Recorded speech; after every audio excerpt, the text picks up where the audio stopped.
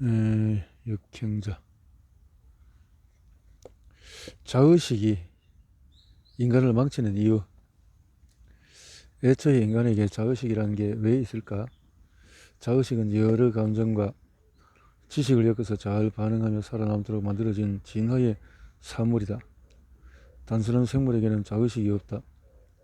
에어컨이나 TV 속의 칩이 단순한 동작만 반복하는 것처럼 말이다. 그러나 우리가 쓰는 노트북이나 이보다 복잡한 슈퍼컴퓨터 등은 훨씬 복잡한 운영체제가 있어야 돌아간다. 여기저기에 리소스를 분배하고 입출력 장치를 연결하고 프로그램들을 돌리기 위해서다. 자의식이란 고도의 운용체이다. 그러나 외부 환경에 적응하고 행동하기 위해서 만들어진 이 자의식이 지나치게 커지면 즉 운영체제가 폭주하면 원리의 기능대로 움직이기 힘든 상황이 발생한다. 외부 신호를 자꾸 왜곡함으로써 잘못된 판단과 생각에 이르게 하는 것이다. 우리는 왜 이렇게 진실을 받아들이기 힘들어할까?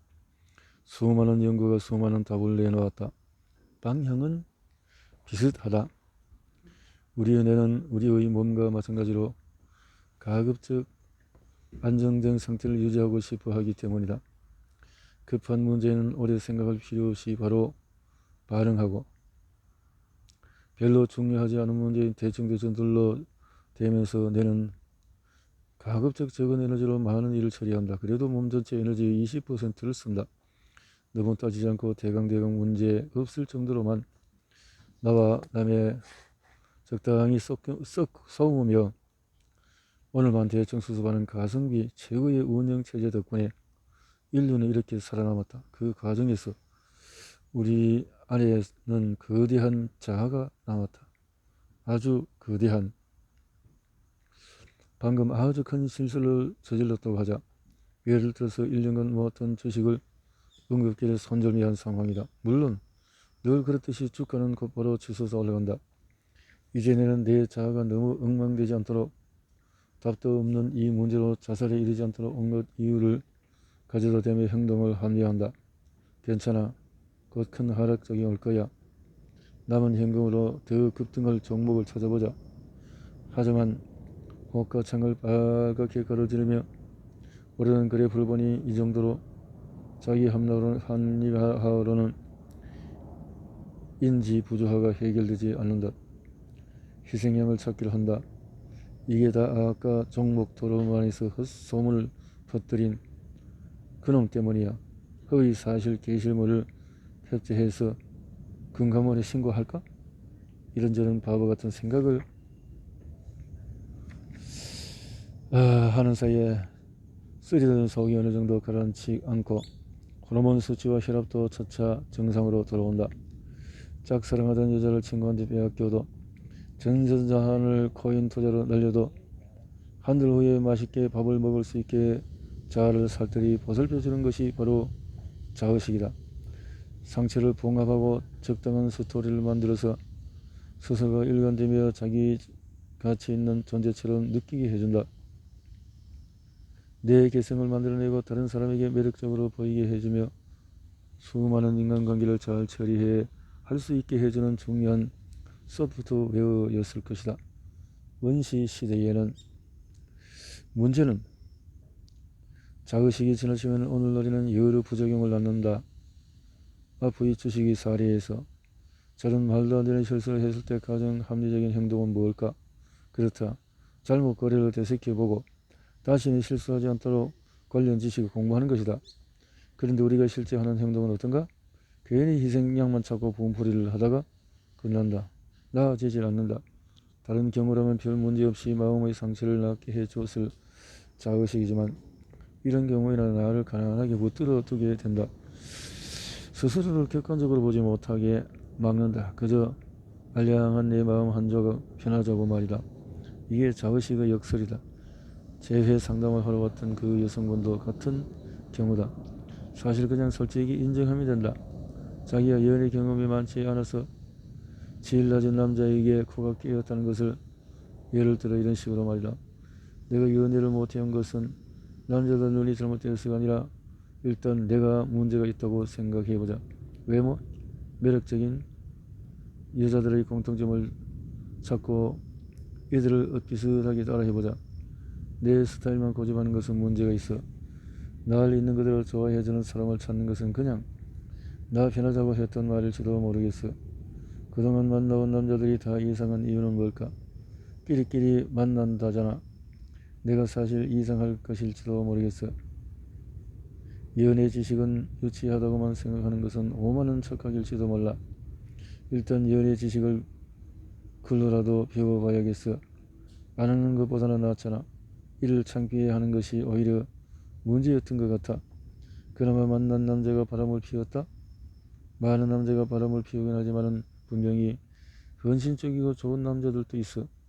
이 남자가 바람을 피웠다면 내가 문제가 있을지 몰라. 이 부분을 생각해보자.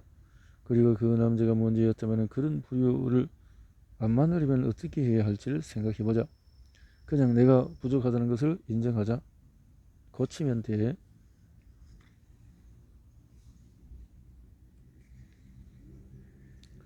위 부분을 읽은 사람들은 대부분 당연한 얘기라고 생각할 것이다. 하지만 실제로 이처럼 인정하기란 쉬운 일이 아니다.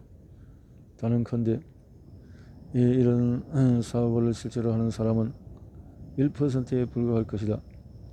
우리의 마음은 자아를 손상시키는 것에 극도로 예민하게 반응하도록 설계되어 있기 때문이다. 실제로 제휴의 상담은 지나친 자의식 아래 숨은 자신의 솔직한 욕망을 들여다보게 하는 과정을 거친다. 자기 객관화를 돕는 것만으로도 복잡한 감정이 많이 정리된다. 무엇보다 자의식 해체가 가져다주는 결과는 자유다.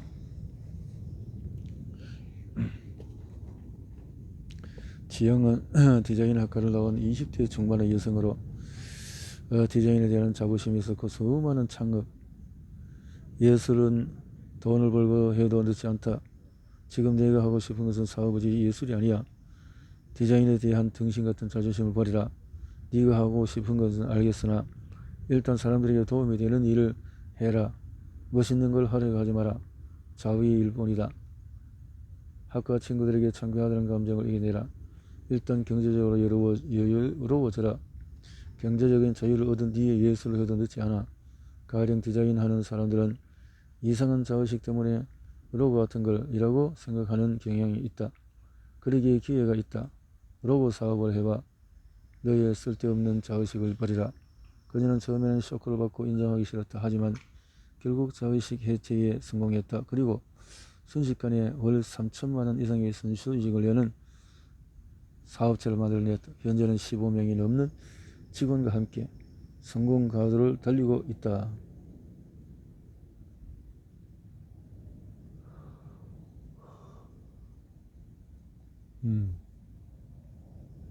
사례 2. 교원은 33세 여성이다. 지혜는 26세의 여성이다.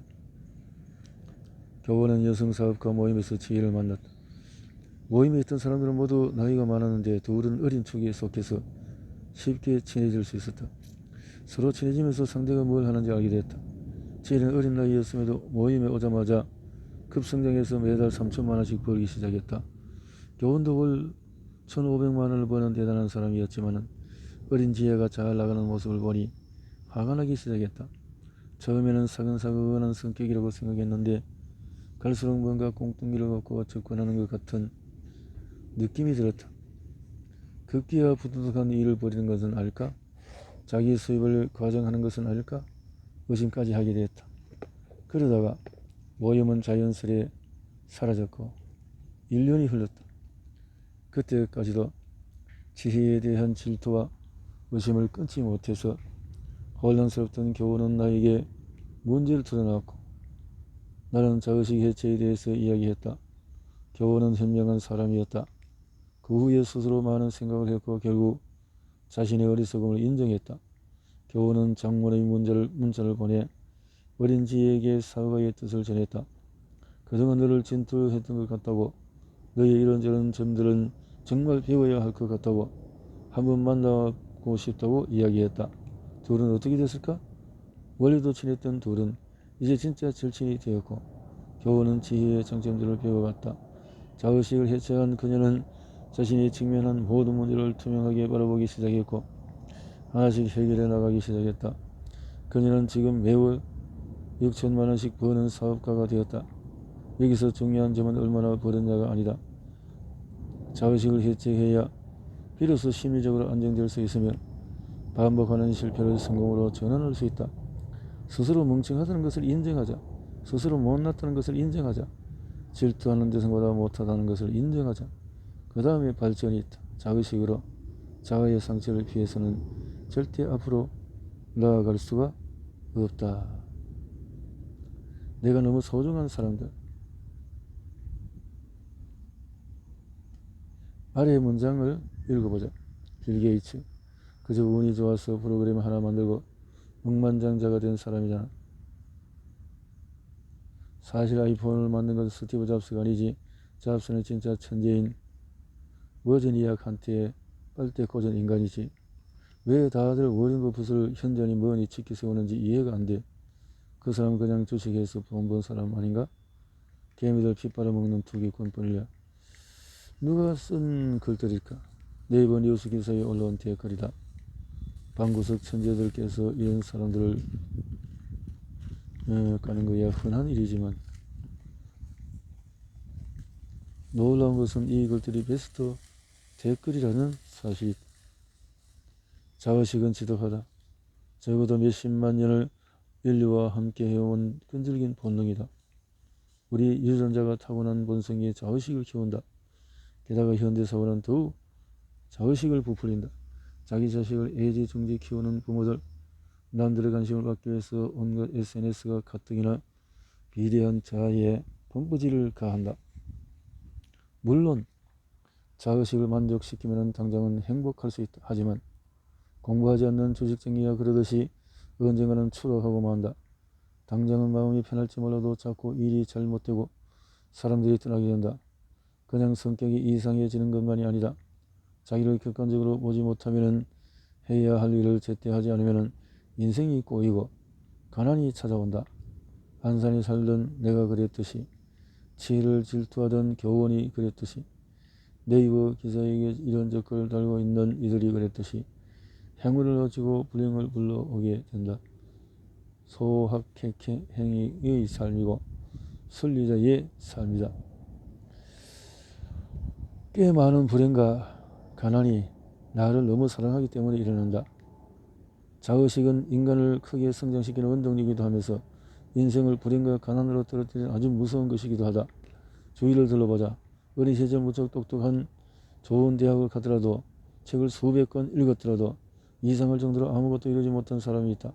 그런 사람들을 가까이서 들여다보면 대부분 자의식에 갇혀서 답답할 정도로 고집을 부리는 경우다. 그들은 타고난 재능을 더 키우지 못하고 퇴화해버리곤 한다. 주변에서 뭐라도 할 때 대답할 변명거리도 늘 준비되어 있다. 부모가 시대가 적성이 취향이 건강이 맞지 않아서 그렇다고 한다. 모두가 아는 진짜 원인은 한사코 외면한다. 자의식의 문제점을 철저히 깨달은 사람은 인생의 방향을 크게 틀 수 있다. 본능이 시키는 대로 살지 않고 살아야 하는 대로 살게 되기 때문이다. 반면에 자의식을 해체하지 못한 경우 앞으로 역경제의 7단계 모델을 마스터할 수 없게 된다. 또한 내가 다양하게 발달하지 않고 기술을 발달시킬 수가 없게 되며 객관화가 되지 않기 때문에 매번 엉뚱한 결정을 내리기 십상이다. 자의식이 굳어지면 일종의 방음막 같은 것이 쳐지면서 새로운 생각과 사람, 기회 등을 흡수하지 못하게 된다. 난 이렇게 자의식이 굳어진 이들을 자의식 좀비라고 부른다.